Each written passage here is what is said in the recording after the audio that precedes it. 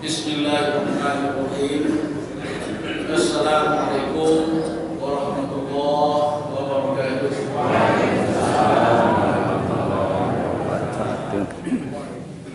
Alhamdulillahilladzi ahyana ba'dama amatana wa ilaihin nusyur. Syahada la ilaha illallah wahdahu la syarika lah. Syahadatan tutahhirul qulub. Wa asyhadu anna Muhammadan abduhu wa rasuluh sallallahu alaihi wasallam la nabiyya ba'da amma ba'd. Yang sama-sama kita hormati Bapak Kapolres Tanah Datar, yaitu beliau Bapak AKBP Nur Irsan Dwi Septianto SH SIK MIK, beserta bapak-bapak kita, bapak-bapak pejabat dari Polres yang kita hormati. Kemudian yang kita hormati Camat Periangan ini telah hadir bersama kita. Kemudian yang kita hormati Bapak Kapolsek Periangan, Bapak Ibtu Revi Ibra SH, beserta jajaran beliau yang hadir pada subuh hari ini. Yang kita hormati Bapak Wali Negara Tabe, Bapak Ketua PLN, mungkin merupakan hadir beserta anggota beliau, Mama Alim Ulama, Jadi Pandai, tokoh-tokoh masyarakat, dan bapak-bapak di Gubernur Masjid Surah yang dimuliakan Allah. Pertama-tama marilah kita ucapkan puji syukur kepada Allah Subhanahu wa taala atas limpahan rahmat dan nikmatnya kepada kita. Salawat dan salam Allahumma shalli ala Muhammad wa ala ali Muhammad kepada junjungan Nabi besar Muhammad sallallahu alaihi wasallam. Bapak-bapak, ibu jamaah salat subuh Masjid Surah yang dimuliakan Allah. Acara kita pada subuh hari ini seperti telah kami umumkan juga sebelumnya kepada masyarakat, kita pada subuh hari ini acara tunggal, yaitu penyampaian pengajian, itulah istilahnya, dari Bapak Kapolres. Ini kan suatu hal yang menurut kita luar biasa, walaupun juga tidak luar biasa.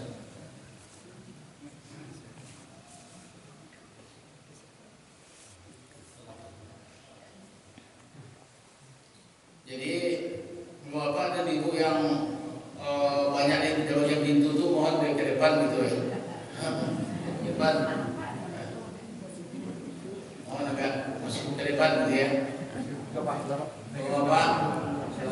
yang banyak pintu dulunya mohon ke depan gitu.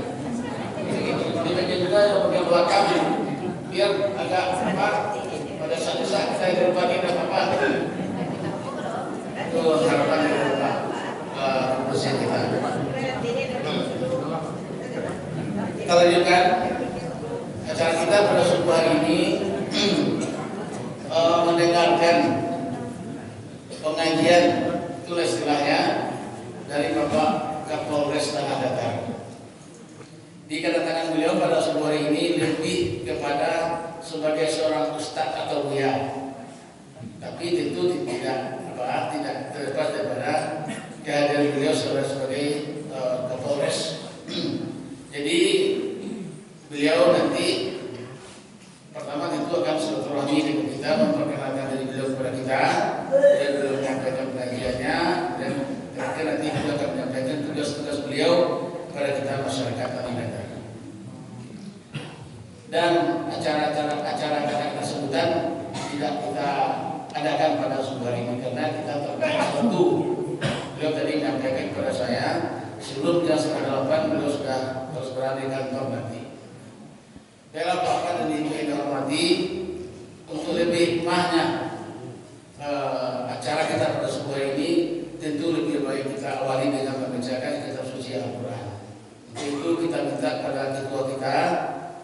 melanjutkan suaranya membacakan kitab ayat suci Al-Quran di hadapan kita bersama. Kepada Bapak Muswari.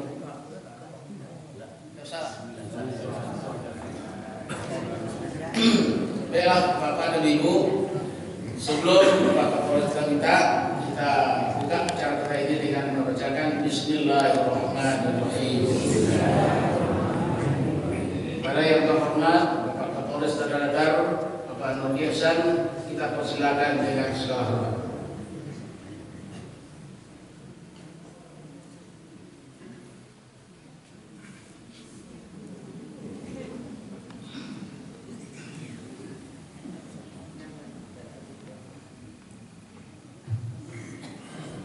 Bismillahirrahmanirrahim.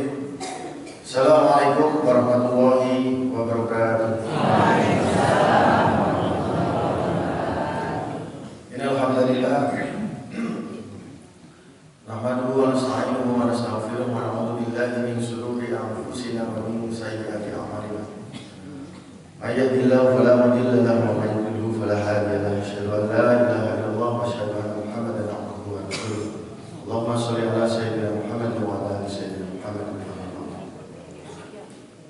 Yang sama-sama kami hormati Pak Camat, Pak Kapolsek, para alim ulama, imam, wali negari, tokoh-tokoh adat, sesepuh,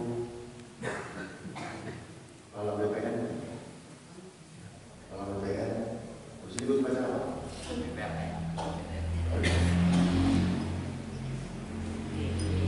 Tokoh adat, anggota Polres Tanah Datar yang saya sayangi, anggota Polsek Pariaman yang saya sayangi, ibu-ibu, bapak-bapak yang dimuliakan Allah Subhanahu wa Ta'ala.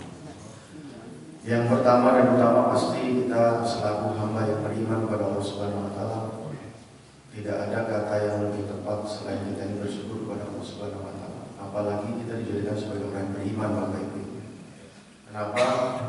Karena dengan iman yang sedikit saja, nanti Allah Subhanahu wa Ta'ala akan tukar dengan surga yang luasnya 10 kali luas dunia.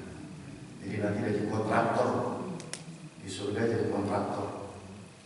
Iman yang kecil saja maka Allah Ta'ala akan tukar dengan surga yang luasnya 10 kali luas dunia. Coba dibayangkan Pak, luasnya 10 kali luas dunia. Itu di perbatasan tapal batas Gunda, itu saja yang cuma 300 hektar jadi rebutan. Ini orang beriman, nggak usah rebutan, cuma punya iman sedikit saja, dapat tanah sedunia ini Pak 10 kali. Apa nggak bersyukur kita? Belum lagi Allah Subhanahu wa Ta'ala menjadikan kita ini orang beriman yang akan selamat dunia dan akhirat. Mudah-mudahan kita menjadi orang beriman Pak ya. Amin. Salawat dan salam senantiasa kita aturkan kepada junjungan kita Nabi Muhammad SAW. Satu tokoh yang mulia, idola kita. Tidak ada orang yang bisa menyaingi daripada baginda Rasulullah SAW. Baik mulai dari fikirnya, risolnya, doanya, tangisannya, bahkan keinginan-keinginannya. Sehingga hari ini kita menjadikan beliau suri teladan. Tapi kadang-kadang meleset Pak hari ini. Kadang-kadang meleset kita ini menjadikan di mulut kita ini Allahumma sholli ala Muhammad, tapi kadang-kadang perbuatan kita, pikiran kita, doa kita ini gak sama kayak Nabi. Contoh kecil aja Pak, saya juga belum bisa. Kalau yang namanya mengidolakan seseorang itu kan akan melakukan apa yang dikerjakan orang yang kita idolakan. Contoh, dulu zamannya saya masih muda begitu ya. Ada namanya tokoh pemain sepak bola itu namanya Ronaldo. Betul ya? Rambutnya begini tuh. Itu semua orang rambutnya begini Pak. Itu yang namanya idola. Bajunya Ronaldo. Kalau ada anak baru lahir namanya Ronaldo juga. Saking idola.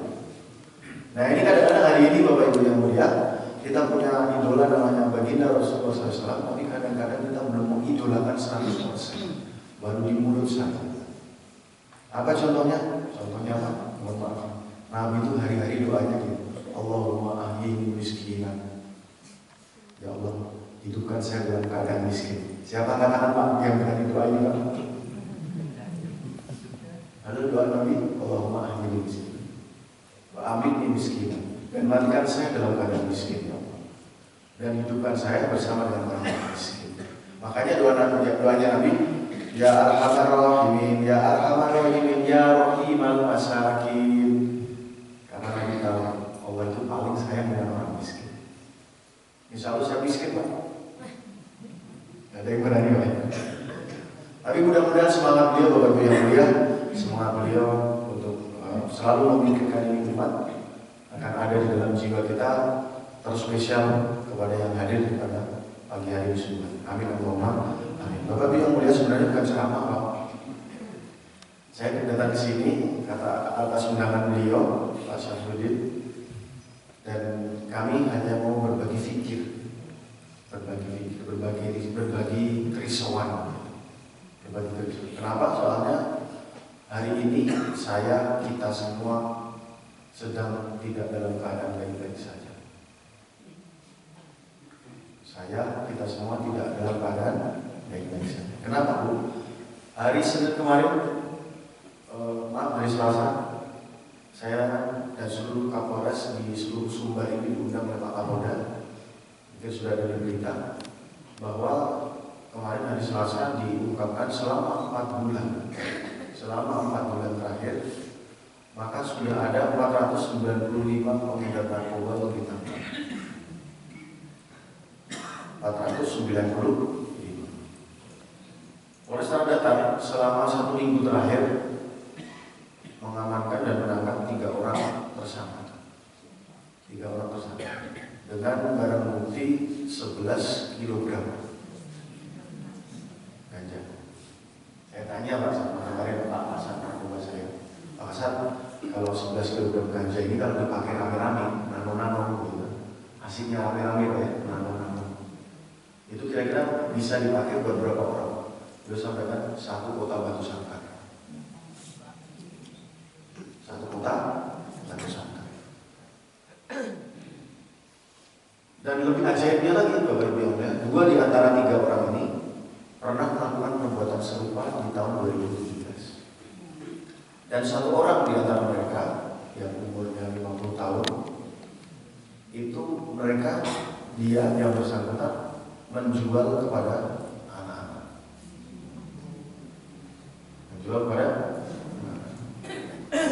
Coba sekarang kita berpikir, ini kalau orang beriman itu berpikir ini pasti akan luar biasa dapat.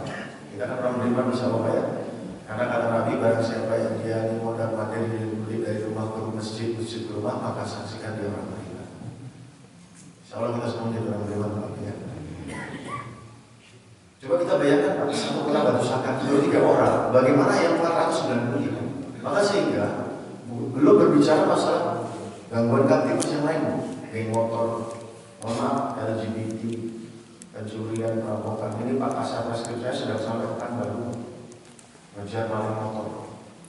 Doakan saja mudah-mudahan sudah 1 kena, nanti 1 lagi akan dikejar.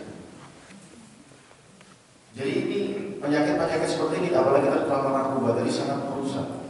Coba bayangkan Bapak Ibu, kenapa merusak? Saya seorang bapak. Contohnya besok anak saya hari Ahad mau nikah. Hari ini siang ini saya ketangkep pakai narkoba. Kira-kira anak saya jadi nikah nggak? Istri saya berani ke pasar. Anak saya yang kecil masuk sekolah berani. Maka dia akan menghancurkan satu keluarga.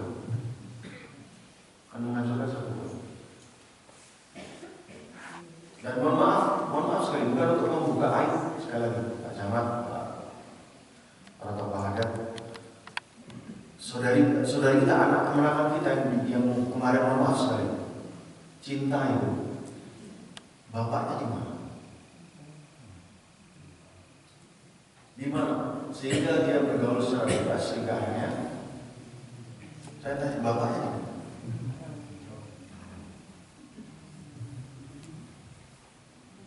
Sehingga konsep fatherless, tidak adanya kehadiran orang tua, menghancurkan segala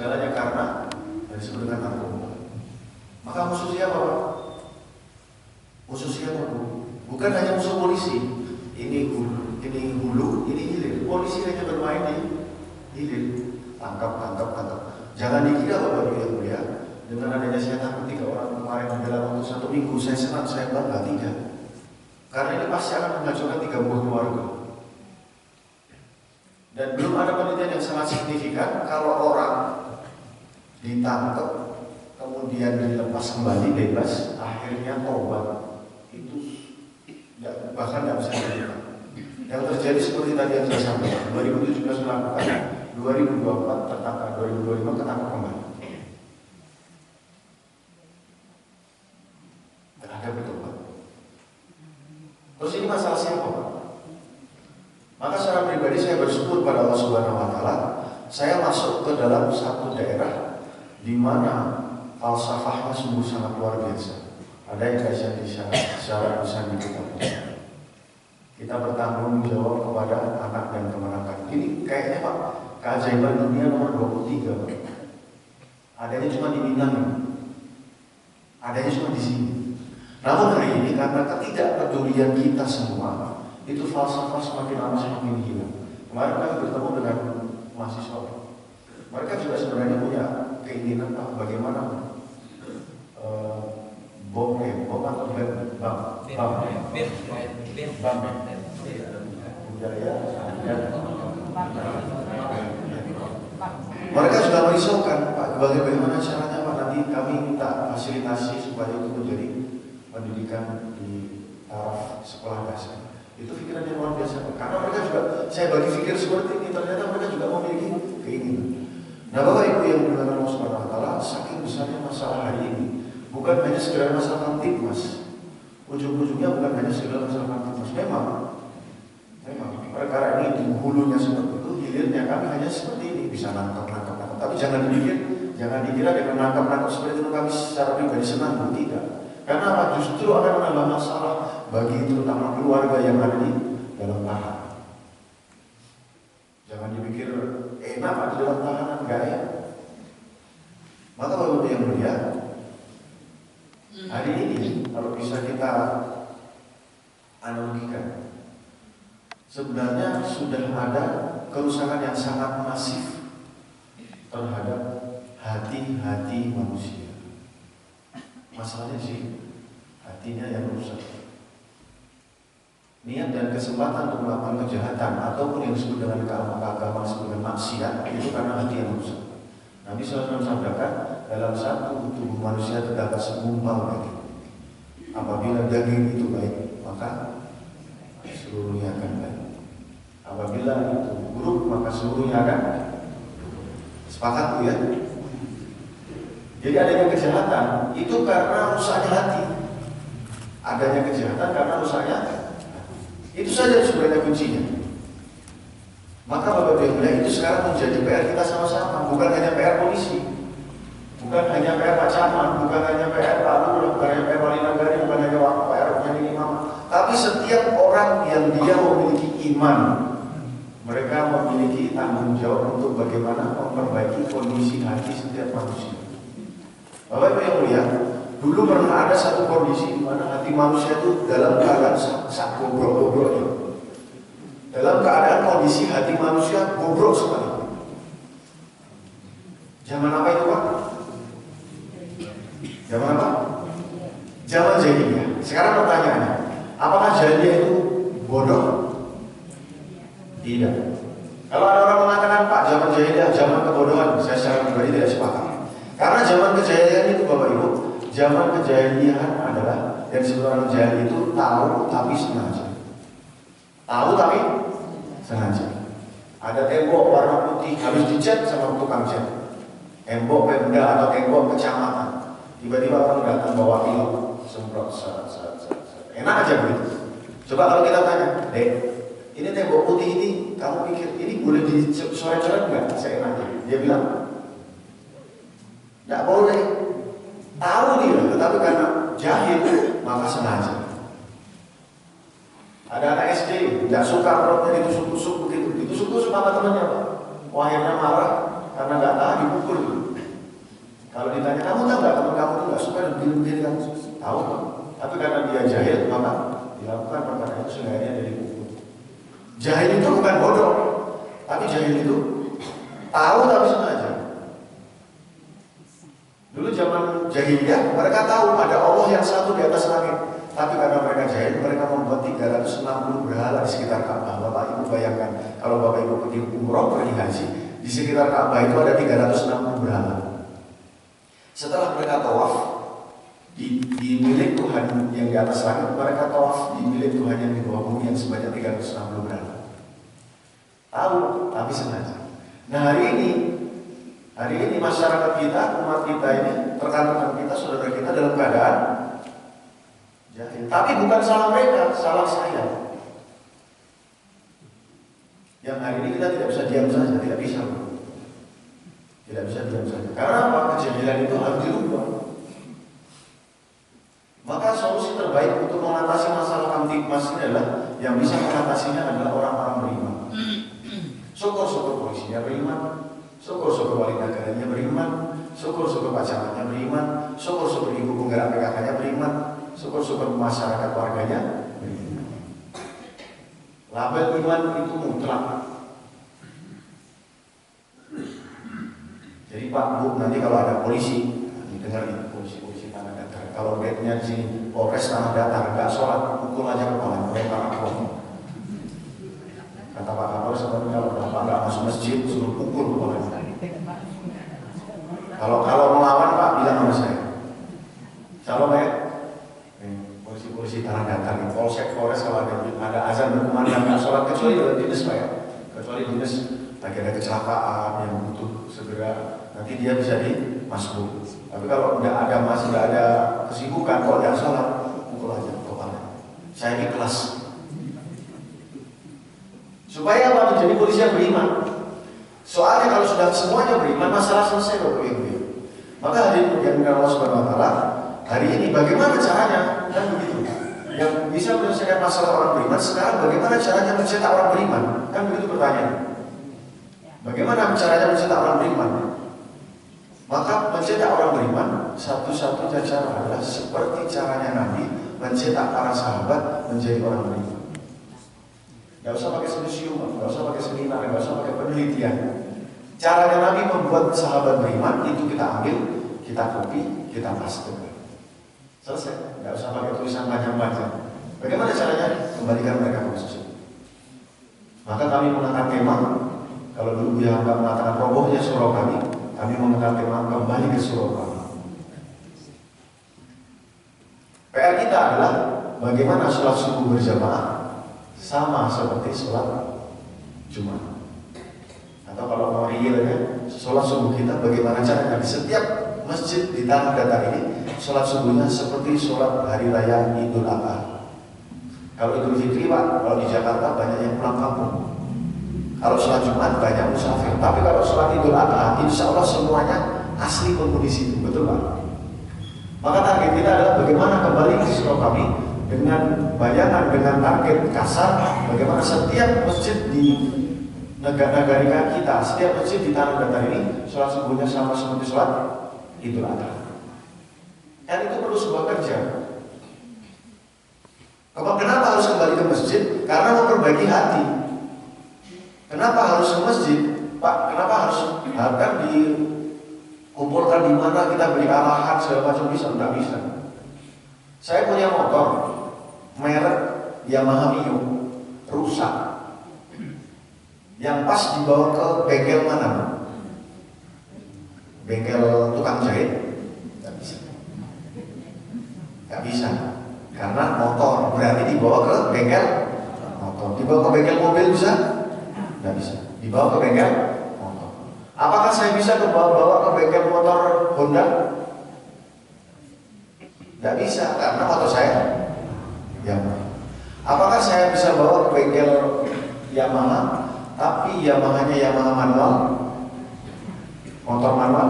Tidak bisa, harus ke bengkel sepeda motornya Yamaha, kemudian dengan peralatan yang ada yaitu dengan peralatan yang berhubungan dengan motor matic, kan begitu. Harus tepat sasaran. Hari ini hati kita sakit sehingga menyebabkan gangguan kamtipmas, kejahatan, kemaksiatan, seluruhnya. Tapi kita bawa ke puncak Patuh.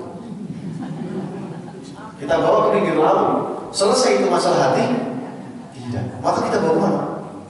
Kita bawa ke masjid. Karena produk hati itu dari masjid. Maka sekarang hakikatnya kita datang ke sini sudah memperbaiki hati-hati kita, Bapak Ibu yang baik. Memperbaiki hati kita yang rusak. Masih sering gibah, masih sering membicarakan keburukan, masih sering maksiat, masih sering mau menunda sholat, itu termasuk penyakit hati. Memperbaiki hati kita. Maka back to basic, kembali ke masjid, tempatnya Nabi memperbaiki. Karena Bapak Ibu yang memperbaiki itu bukan Nabi. Yang bisa mendatangkan hidayah itu bukan Nabi. Kursi yang rusak tidak bisa diperbaiki kursi yang baik. Betul ya? Ada kursi rusak diperbaiki sama kursi yang baik, tidak bisa. Yang bisa memperbaiki kursi adalah tukang kursi. Saya tidak bisa memperbaiki anggota saya. Saya tidak bisa memperbaiki masyarakat. Bapak juga tidak akan bisa memperbaiki masyarakat. Tapi Bapak bisa memberikan sarana untuk dia bisa datang ke masjid, sehingga yang memperbaiki adalah yang punya orang itu. Siapa yang punya orang itu? Allah SWT. Itulah konsepnya Nabi. Dengan indikator apa? Dengan indikator setelah iman dia baik, maka pasti sholatnya akan baik. Amal terbaik setelah iman adalah sholat. Sehingga indikatornya adalah sholat. Bahasanya Pak, kalau dia sholat saja dia jaga, maka dia akan bisa menjaga bagian-bagian agama yang lain dengan baik. Kata Sayyidina Umar, barang siapa dia bisa menjaga agama ini, maka dia akan bisa menjaga bagian-bagian dari agama yang lain dengan lebih baik. Tapi barang siapa dia tidak bisa menjaga agama ini, maka dia tidak akan bisa menjaga bagian-bagian dari agama dengan baik. Apa bagian agama yang lain? Ya tugas kita. Kalau bahasa menjaga Pak, tukang kiper itu, kalau menjaga itu di depan garis atau di belakang garis? Depan garis. Kalau di belakang garis apa? Gol.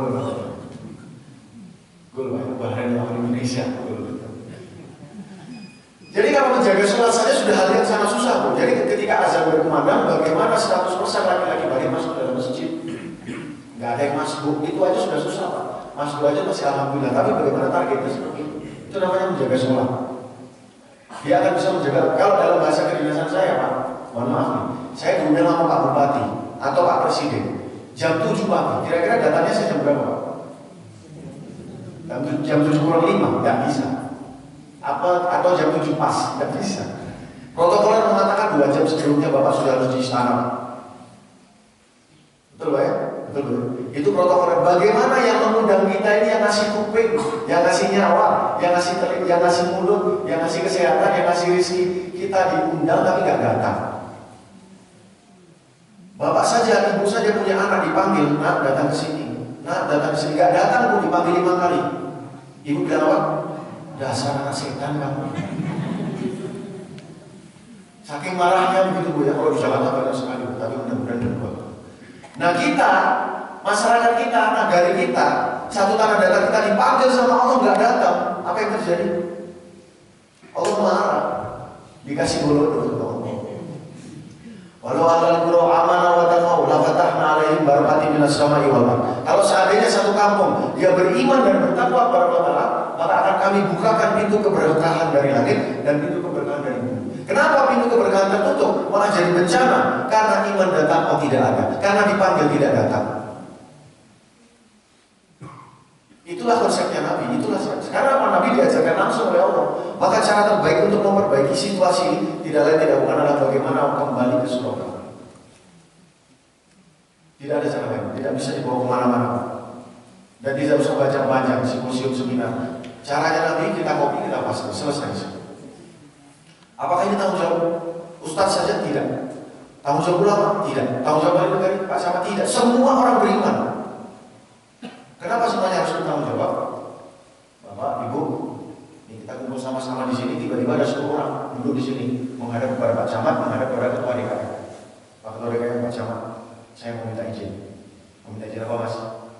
Saya tidak akan menghancurkan masjid ini. Saya tidak akan pecah-pecah kaca. Saya tidak akan menghancurkan atribut-atribut, tidak akan mengambil karpet, robek-robek karpet, tidak akan mengambil keramik. Saya meminta izin memotong tiang masjid. Boleh Pak? Yang terlihat maupun yang tidak terlihat. Boleh Bu? Ibu memang punya masjid ini? Bapak memang yang punya masjid ini?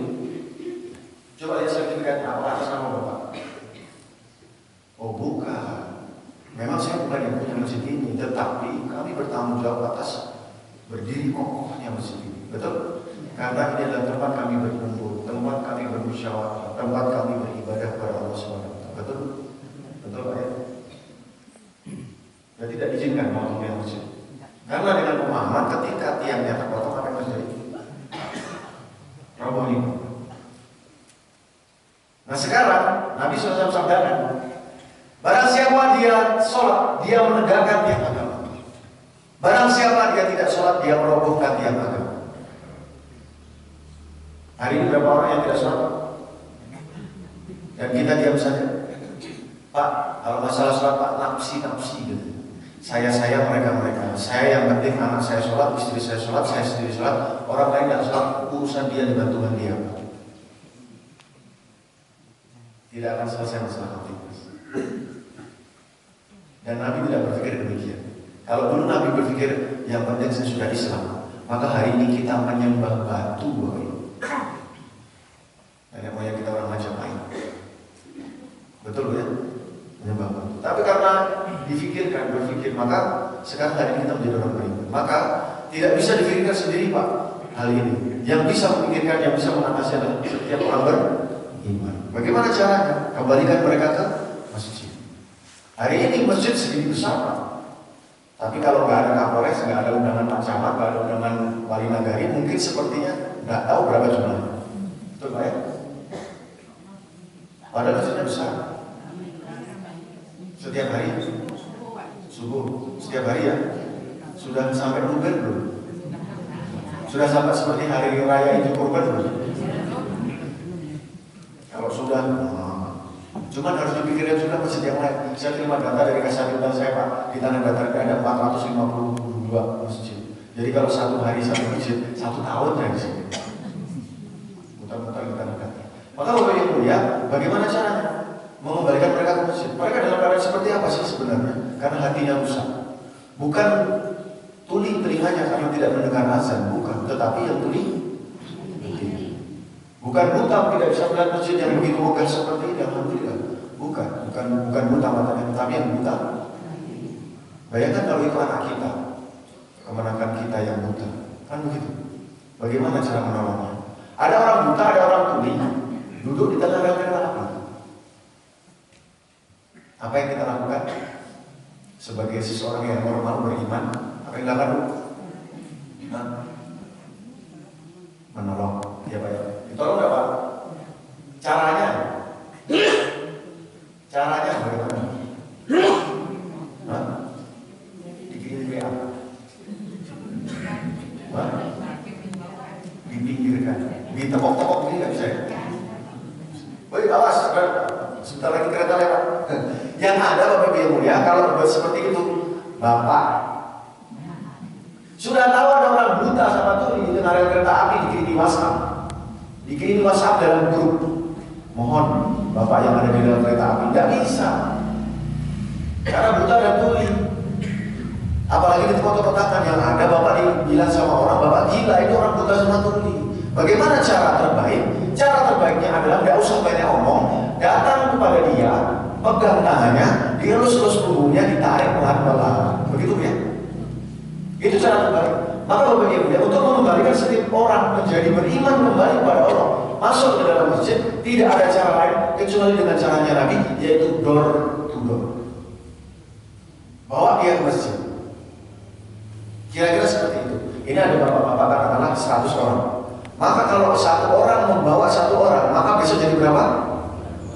200. Kalau 200 semuanya bersepakat, Pak kita bagi tugas bapak kemana, bapak. Maka 200 orang besoknya menjadi berapa? 800. Sekarang saya tanya dong sama pengurus masjid Pak, di sini Pak yang harusnya masuk masjid ketika azan berkumandang harusnya laki-lakinya jumlahnya berapa? Gak bisa bekerja sendiri beliau. Maka harus setiap ahli masjid dia berpikir tentang perkara ini, bagaimana laki-laki balik 100% semuanya masuk masjid. Gampang Pak caranya. Masjid sana, masjid sana, masjid sana. Oh, tengah, yang tengah ke sana milik masjid sana, yang tengah ke sini milik masjid sini. Maka nanti kalau sudah semuanya seluruh masjid seperti itu, maka tidak ada laki-laki balik yang ketika azan berkumandang masih ada di rumah. Kita punya target. Bagaimana caranya setiap orang pergi ke masjid dengan cara diajak tersebut. Salah ya. Nah, maka nanti ketika sudah ramai baru nanti Allah turunkan keberkahan. Kira-kira Bu, kalau semua masjid di tanah datar ini semuanya subuh berjamaahnya full sampai ibu-ibu di belakang sana, mau karena saking penuhnya kan laki-laki. Kira-kira nih Allah turunkan masalah ke muka bumi ini nggak? Kira-kira bencana alam turun nggak? Kenapa sekarang itu terbalik? Karena masjidnya sepi. Bahkan kadang-kadang mohon maaf ada borongan Pak, borongan masjid. Yang buka masjid dia, yang nyalakan api dia, yang azan dia, yang komat dia, yang imam dia, makmumnya juga dia, yang ngaminin doanya juga dia, yang matiin lampu dia, yang nutup masjid lagi dia. Masalah akan banyak. Kalau masalah sudah banyak, Pak RT bingung, Pak RW bingung, kepala jorong bingung, polisinya bingung, camatnya bingung, duit habis kemana-mana. Maka konsep yang paling bagus adalah bagaimana caranya kita ambil kopi pasta selesai masalah. Yang siapa yang mengerjakan? Yang mengerjakan adalah setiap orang terima. Nah, apalagi didorong sama doanya ibu-ibu. Jangan main-main Pak. The power of mak-mak. Bahaya Pak. Kata Nabi, doa seorang wanita solehah dia sama, setara atau lebih baik dibanding dengan 70 orang wali. Bukan ustaz, bukan buya, tapi wali. 70. Jadi bapak kalau hilang dompet, jangan pergi kantor polisi dulu. Pergi ke istri, Bang, angkat doa, angkat tangan kamu doa. Kenapa? Kenapa Bang? Dompet saya hilang. Karena 70 orang wali berdoa. 70 orang wali berdoa. Ketemu insya Allah. Tiba-tiba ada mengantarkan dompet. Pak, Assalamualaikum. Ini kayaknya dompetnya bapak. Ada KTP. Dibuka semuanya lengkap. Alhamdulillah. Makanya jangan macam-macam sama mak-mak. Apalagi maknya kalau sudah bilang, nah kalau kamu jam 9 malam belum pulang, jangan anggap saya sebagai gundukan uang kamu. Betul? Kira-kira masih keluyuran gitu. Selesai masalah. Maka Bapak Ibu lihat, satu-satunya solusi itu bagaimana menyelesaikan setiap masalah kita. Bukan hanya masalah dunia Bapak Ibu, tapi masalah dunia dan akhirat hanya dengan membentuk kembali manusia-manusia hari ini dengan kembali cara Nabi, yaitu membentuk setiap iman mereka, sehingga iman mereka makin kuat, sehingga mereka yakin kepada qadar dan takdir Allah Subhanahu Wa Taala, sehingga mereka menjadi taat kepada Allah. Kalau orang sudah taat Pak, cukup. Kalau orang sudah taat, hari ini Pak, bukan solusi itu membuat solusi untuk menyelesaikan masalah dengan kepintaran, tidak. Dari dulu sampai sekarang, berapa banyak orang pintar meningkat di Indonesia? Semakin banyak atau semakin sedikit? Banyak. Tapi apakah masalah tambah selesai? Tidak. Tapi yang dibutuhkan di negeri ini, di kampung kita adalah orang-orang yang taat. Bahasanya Pak, kalau sudah punya orang taat cukup selesai masalah. Kalau dia sudah bisa taat sama Allah, maka dia akan taat kepada yang lain. Kalau bahasa saya Pak di kantor, kalau Allah saja kamu tipu-tipu, Allah saja kamu tunda, dipanggil nggak datang, bagaimana dengan dipanggil sama AKBP, dipanggil sama Kapolres, pasti kamu lebih berkhianat kepada saya. Dan bahkan lagi Pak, dalam satu hadis dikatakan, sholat itu kedudukannya seperti kepala pada badan. Sholat, kenapa ukurannya adalah sholat? Kata Nabi, sholat kedudukannya seperti kepala pada badan. Mau macam apa badannya? Tidak punya tangan, maaf, tidak punya kaki, tapi masih ada kepala. Saya nggak takut. Tapi bajunya bagus, pangkatnya Jenderal 5 bintang 15, turun dari mobil Mercy yang paling terbaru, tapi tidak punya kepala. Jangan dari ibu, saya juga lari. Karena aku vampir mayat hidup. Nah, bagaimana akan menjalankan sebuah organisasi, sebuah kampung, sebuah kantor kecamatan, sebuah kantor kabupaten, sebuah negara, ketika anak buahnya semuanya vampir, lantaran tidak bisa menjaga sholat? Hari ini apa yang terjadi? Hari ini yang terjadi, kita bermasyarakat dengan vampir-vampir kan begitu Pak. Termasuk saya juga vampir kalau tidak bisa menjaga sholat. Ini bukan untuk semua, bukan untuk Bapak Ibu ya. Ini terkhusus untuk saya juga supaya saya tambah yakin, saya juga tambah memahami perkara ini. Jadi ini menjadi baik. Nabi tidak pernah menyalahkan siapapun, tapi Nabi menyalahkan ini salah saya. Ini salah saya belum berkorban, saya belum mendatangi mereka. Jadi akhirnya menjadi kerisauan kita bersama-sama. Karena hari Bapak Ibu ya, seperti kampung kita ini tidak dalam keadaan baik-baik saja. Kenapa? Seperti dalam kita kampung kita ini, negara kita tidak dalam keadaan baik-baik saja. Karena apa? Banyak sekali masalah. Solusinya hanya mengembalikan mereka ke masjid. Titik. Bapak Ibu punya gambaran yang disebut dengan penyakit stroke. Mohon maaf ya, kalau ada yang menderita penyakit stroke, hanya untuk menggambarkan. Ada punya pemahaman itu ya? Apa yang bermasalah dalam penyakit stroke? Jantungnya bermasalah atau kalau tidak pembuluh darahnya bermasalah. Jantungnya darahnya sedikit, klepnya bocor, pembengkakan jantung. Itu akan menjadi permasalahan sendiri untuk jantung. Belum lagi masalah peredaran darah, darah kecil dari jantung ke paru-paru kembali ke jantung, itu peredaran darah kecil. Peredaran darah besarnya dari jantung kepada arteri, vena, kemudian kembali lagi kepada jantung, itu pembuluh darah besar. Bagaimana yang terjadi? Apa yang terjadi ketika pembuluh darahnya menyempit? Itulah tadi yang disebut dengan jantung. Sehingga akhirnya pembuluh darahnya pecah. Apakah kalau orang stroke bisa kita ajak berlari, jogging? Yang ada kita dipukulin sama anaknya, bapak ini gitu. Betul Pak ya? Apakah bisa Pak makan sate padang setiap hari? Tidak berani.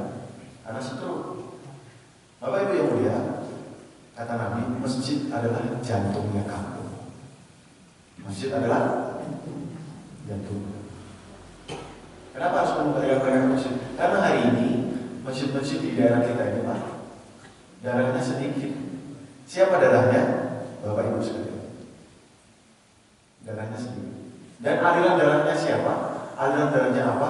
Aliran darahnya adalah jalan-jalan dari masjid ke rumah, rumah ke masjid, masjid ke rumah, rumah ke rumah, rumah ke rumah, untuk mendatangkan mereka ke masjid.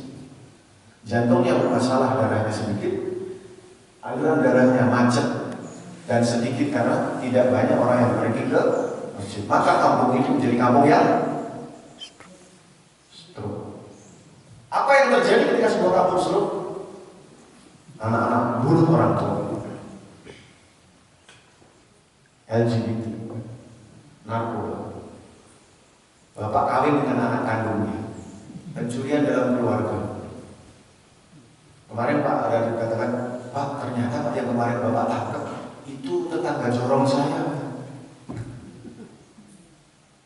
Tidak tahu kita ada bandar narkoba di kampung kita. Itulah kenapa kalau kampung stroke. Apa mau Pak kampung kita stroke?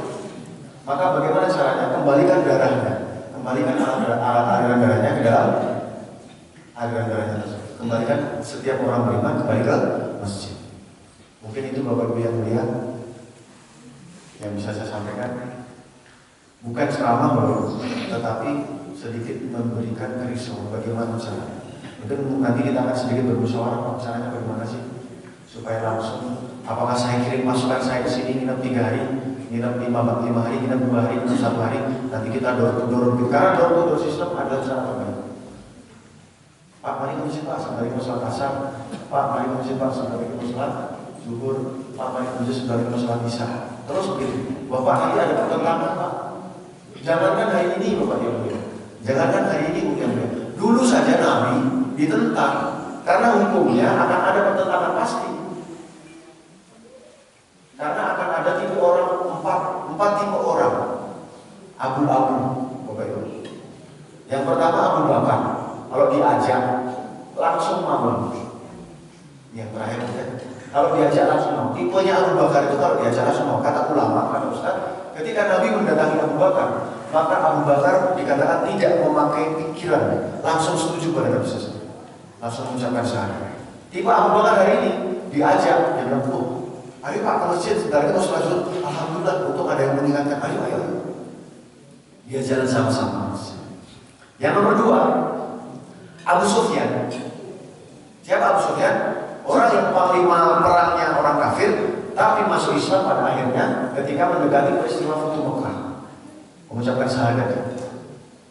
Tipe Abu Sufyan hari ini ada. Pak, ke masjid. Oh ya sebentar, nanggung duluan aja Pak, katanya gitu. Duluan aja. Setelah kita sholat, salam. Itu orang tadi masbuk berdiri tambah 1 rakaat, masbuk.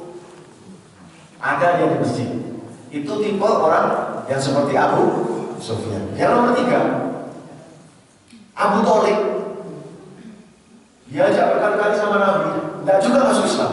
Sampai Nabi itu mengigau. Dibangunkan sama Abu Kenapa kamu? Kenapa? Kamu kenapa? Kamu kenapa? Kata Nabi, oh, paman saya kenapa? Kamu mengigau. Kamu mengigau. Apa yang terjadi sama kamu? Kamu mengigau. Yang saya igaukan apa ya, paman saya? Pokoknya itu, kamu mengucapkan kata-kata itu gitu. Apa kalimat yang saya keluarkan dari mulut saya? Dia tidak mampu mengucapkan. Yang kamu keluarkan itu la ilaha illallah, tidak berani. Padahal dia mengigau la ilaha illallah, tidak berani. Sehingga akhirnya mati dalam keadaan kafir. Hari ini, apakah ada orang tiba-tiba Abu Thalib? Ada, Pak. Pak, mari masjid, Pak. Masya Allah, mantap, bagus. Saya senang sama kamu. Muter ngajak orang. Itu perbuatan yang terpuji, akan membuat agama kita ini naik. Tapi kalau kamu ngajak, jangan ngajak saya. Ngajak yang lain saja, jangan saya. Tapi senang sama kita. Ada seperti itu? Ada. Dan yang terakhir, kamu jangan berkata. Maka Allah Ta'ala sampai berfirman, tabat yada bihi menentang keras. Maka Bapak Ibu lihat, itu harus kita kerjakan, itu harus kita lakukan. Kalau tidak akan berubah hidup umat, tidak akan berubah hidup masyarakat. Door to door mengajak orang ke masjid harus kita kerjakan. Karena apa? Jangankan hari ini Bapak Ibu lihat, dulu saja ada Nabi di tengah-tengah masyarakat jahil, umur 0 sampai umur 40 tahun, bukan hanya buya, bukan hanya ustaz, ada Nabi, tetapi Nabi belum mendapatkan, belum mengajak door tadi, maka umat tidak berubah. Justru malah Nabi dibilang sidik amalan tabligh fatwa. Tapi ketika Nabi mendapatkan agama mengajak, maka umat berubah. Maka Bapak Ibu lihat, harapan kami besar kepada Bapak Ibu yang ada di sini, bagaimana caranya door itu, setiap orang yang tinggal di masjid ini, menjadi penghuni masjid ini, melakukan kerja tersebut. Insya Allah Pak ya? Insya Allah ya? Mungkin tadi ada pertanyaan, nggak usah ya? Kayaknya sih cukup gampang. Atau ada yang mau ditanyakan? Iya Pak. Izin Pak Kapolres penonton. Tadi Pak Kapolres dengan paparannya itu saya sangat bangga seorang Kapolres Tanah Datar saat ini. Cuma seketik ya. Bahasa Kasamino mengerti Pak? Saya kata Pak. Bahasa Indonesia saja lah Pak. Tadi perkenalan diri Bapak kurang saya merasa. Nah itu saja. Oh.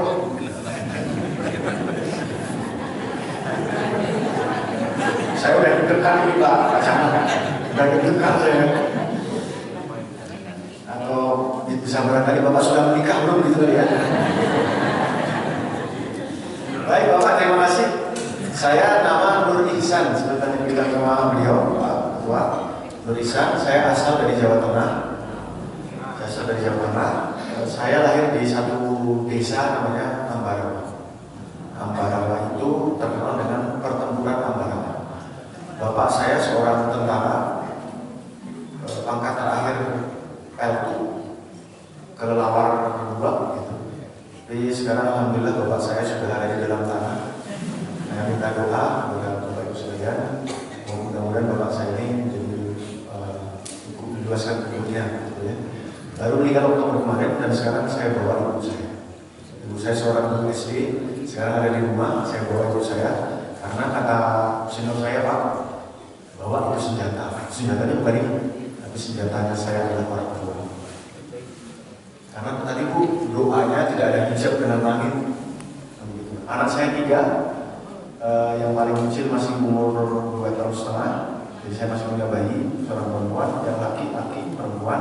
Istri saya berasal dari, istri saya ini abu-abu juga, lahir di Tangerang, darahnya darah Wonogiri, besar di Bekasi, kan ibu ya? Lahir di Tangerang, kan besar di Bekasi, darahnya darah Wonogiri. Kalau saya dari Ambarawa. Kemudian, alhamdulillah, saya polisi Jawa. Saya polisi Jawa Pak. Tapi alhamdulillah saya baru keluar dari Jawa di 2 tempat. Yang pertama di Sulawesi, tepatnya di Gorontalo. Orang bilang Gorontalo itu Selam di Madinah. Dan sekarang saya keluar Jawa untuk yang kedua kalinya, saya dapat di tanah Selam di Mekah. Dan alhamdulillah ternyata Pak, saya 2017 saya pernah ke Padang, saya diajak muter-muter sampai ke Istana Baso. Agaruyu, saya foto-foto di situ. Dan 2025 saya jadi Kapolres di sini. Maka saya minta doa Pak ya, Bapak Ibu sekalian, Bapak dan Ibu yang beriman, untuk mendoakan saya, kita sama-sama bagaimana menciptakan keluarga kita warga yang beriman. Tagline-nya adalah kembali ke surau kami. Kembali ke surau kami. Cukup Pak ya? Iya. Cukup Pak. Nah, nanti saya mohon maaf Pak, ini kalau secara hitungan masuk sekolah, ini baru hari ke-6 saya masuk sekolah. Hari ke-6 saya masuk sekolah. Jadi hari ke-6 sudah sampai sini. Kalau untuk nomor telepon nanti mudah-mudahan saya secepatnya akan buka nomor telepon sehingga Bapak Ibu bisa langsung telepon saya kalau ada masalah-masalah yang terkait dengan Kamtibmas, doakan saja. Karena kalau handphonenya satu, bingung nanti saya Bu, nanti cepat panas baterainya kan begitu. Jadi mudah-mudahan secepatnya saya akan buka hotline. Halo Pak Kapolres atau apalah nanti ya. Nanti akan dalam kesempatan apapun menyelesaikan masalah kita. Itu Pak ya. Mungkin itu saja Bapak Ibu yang mulia yang saya sayangi dari saya. Kalau ada benarnya datang dari Allah Subhanahu Wa Taala, kalau ada salahnya dari saya pribadi mohon diikhlaskan. Mudah-mudahan kampung ini menjadi kampung berkah, kampung yang diridhoi Allah Subhanahu Wa Taala, sebagaimana kampung yang Nabi, kampung Madinah Munawwarah. Cukup dari kami yang berkata Subhanallah wa bihamdihi, subhanallah wa bihamdika, asyhadu an la ilaha illa anta, astaghfiruka wa atubu ilaik. Assalamualaikum warahmatullahi wabarakatuh. Waalaikumsalam.